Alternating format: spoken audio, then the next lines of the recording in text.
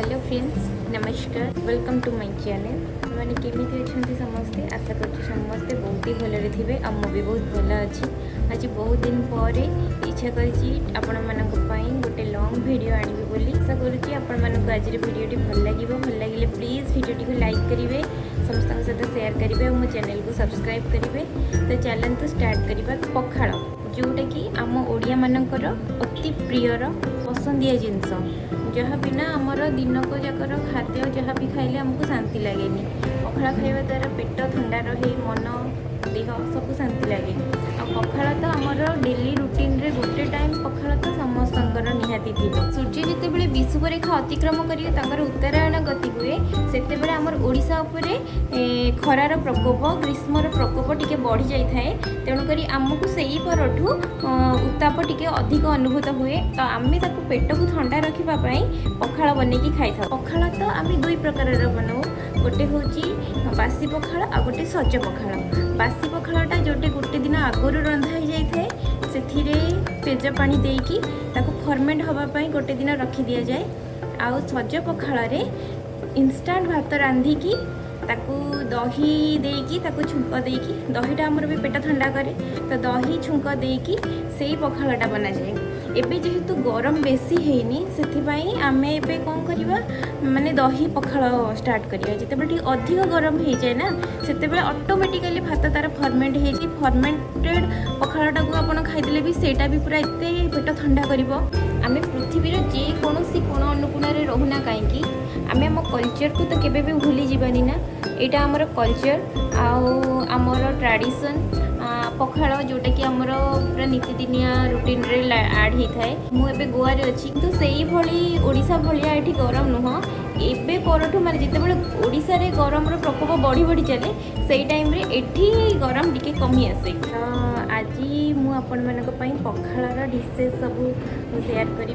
माने पखाड़ दिवस तो ऑलरेडी मार्च 20 तारिख रे पड़े गलानी, किंतु जेहेतु से दिन वर्किंग डे थिला तो मु पखाड़ कर नथिली। एकोटिया पखाड़ खाइबारे मजा आसेनी। हजबैंड ऑफिस पड़े जाइथिले, मु से दिन पखाड़ बनै नथिली। जे होची मार्च 22 माने रविवार। आज मु पखाड़ दिवस सेलिब्रेट करी। मु कौन कौन सब बनैबी आपण मानक सहित सब किछि शेयर करी। तो चलंतु स्टार्ट करिवा आजिर ब्लॉग। जेहेतु आम आज दही छुंक दिया पखाड़ करवा से प्रथम मु इंडक्शन रे भात गरम कर देछि। एबे जेते गैस रो असुविधा चलछि तो आमको टिके गैस तो कंट्रोल करिया को पड़िबो ना। सेति पई मु एबेठू टिके कंट्रोल कर देलिनी। मोर गैस ऑलरेडी गोटे स्टॉक रे अछि, किंतु मु टिके कम खर्च हवा पई गैस से मु इंडक्शन रे भात फास्ट बसई देली। भात रेडी हेबा भितरे आमे अलगा प्रिपरेशन गुडा को सब करदबा। आ एपटे हस्बैंड नहीं आसले दुई टाइप रो माछ, गोटे रोही माछ आ गोटे 250 ग्राम रो चिंगुड़ी। तो फास्ट मु दीटा अंश नहीं दीटा जगह को बाहर कर देली माछ दुईटी जगह। आउ जो बड़ माछटा आमे समस्त तो एते गुडे माछ खाई परिबोनी, तो जेतिकी दरकार सेतिकी मु गोटे कंसा को काढी देली। एठी गोवा रे कोन ना जदी आपण माने माछ किनिया को जिबे गोटे माछ को से माने ओजन करिवे जेतिकी ग्राम रो माछटी हेतिबो 700 हो 800 हो आपको सब किसी आनिया पड़ो। एमती ओडिशा भली 2-4 पीस आनिया चाहिए सेमती आनीपारे। आउ गोटे जिनस हूँ माछर से जो पेटी पीस गुड़ाकर से जो ब्लैक लेयरटा गोटे देखा सेटा सब क्लीन करने को चेष्टा करूँ। से पित्त टाइप रहे मुझे एमती पानी में धोईदेले एमती छाड़ी लुण हलदी गोलेकी किसी समय सेपरेट करके रखीदेली। चिंगुड़ी को भी टी भल कि सफा करदेली। तार जो मुंड पटटा से गुड़ा टी पाटे लगे से मुझे छड़े देकी से भी लुण हलदी गोले देकी सेपरेट कर गोटे साइड रे रखीदेली। आउे मु छुई आलू नहीं जाइली ताकू काटिकी हलदी लुण देकी सिझे देली। से टिके सोरिष मसला पकेदेली ताकू सिझाई छाड़देली किसी टाइम पे। आ टिके कलर आसियो बोली से मु काश्मीर रेड चिली पाउडर टिके पके देछि, हल्का रेड कलर टिके आसी। तो सेपटे छुई आलू सिझाइबा भितर आम एपटे गोटे पैन रे टिके तेल नहीं जाइकी ताको गरम करदबा। आ टिके आलू काटिकी मु नहीं आछि ताकू भाजी देली फास्ट तेल रे। एबे आलू हमर टिके हल्का सिझी गलानी ताकू गोटे जगह को काढी नेकी सेथिरे जो चिंगुड़ी को आम हलदी लुण देकी गोलेकी रखीदेले ताकू से पैन रे दे देकी ताकू भाजी देबा।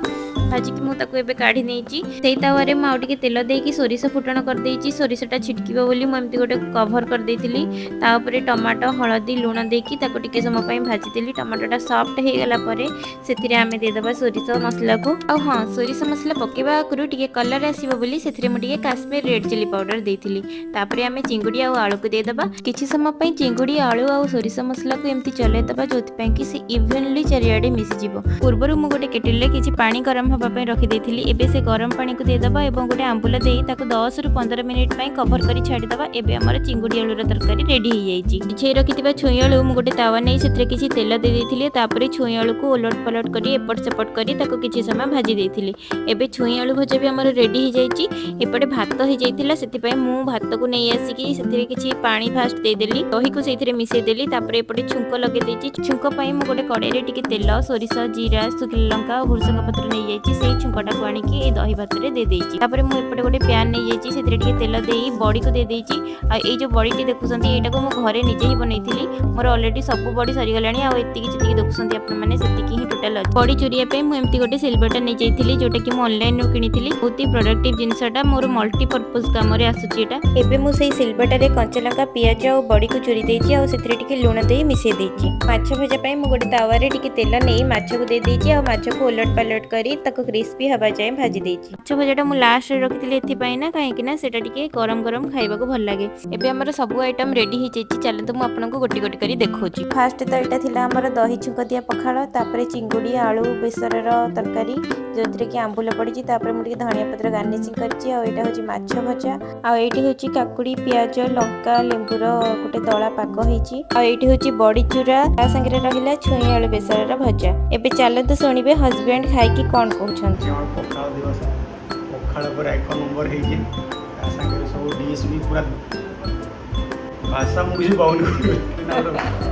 एकटू बड़ी एक एक टू बड़ी ये ଏଇଟା ହେଉଛି ଆମର ଛୁଇଁ ବହୁତ ବଢ଼ିଆ ମାଛ ଚିଙ୍ଗୁଡ଼ି। अच्छा एक टू बड़ी हीरो हीरो कोटा आज हीरो आइटम ହିରୋ ଆଇଟମ୍ ହେଉଛି ଆମର ବଡ଼ି ଚୁରା।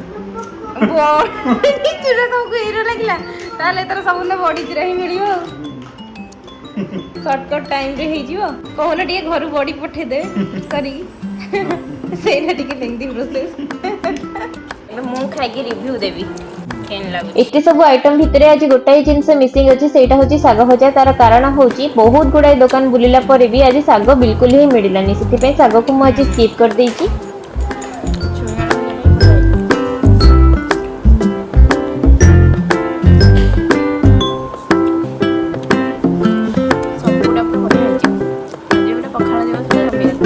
आज सब आइटम गुड़ा बहुत ही टेस्टी होता, किंतु ये जे बहुत गुडा आइटम जेहेतु बनी जाइए आम सब खाई सारी पार्लुनी, से माछ 2 पीस आहरी छुई आलू भजा ता संगे बड़ी चूरा बलिला।